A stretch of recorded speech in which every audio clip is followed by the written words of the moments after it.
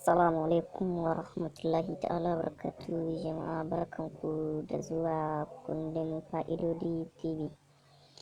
Da Allah idan yau ne ka ta farko a wannan gida, muna roƙonka ka daure ka danna mana subscribe, sannan ka danna alamar ƙararrawa ta yadda za mun ɗaura sabon sirri za a fara sanar da kai.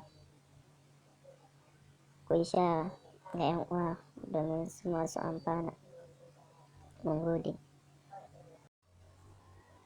Barkanku da zuwa kundin fa'idodi TV.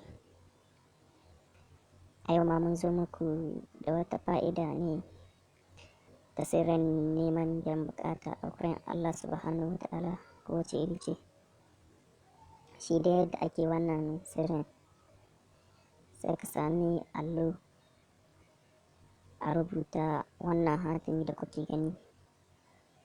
Za a rubuta shi ƙafa uku, sai a wanke da ruwa a sha, sai da safe bayan fitowar rana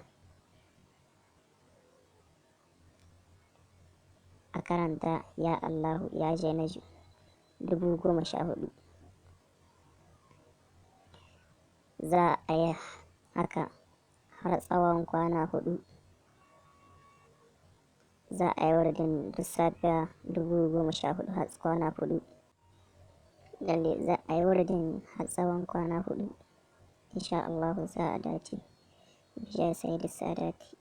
Allah ya taimake mu. Allah ya biya mana bukatun mana alkhairi. Allah ya tsare mu sharrin duk abin halitta. Allah kuma ya taimake mu. Allah ya fi mana kurakuran mu.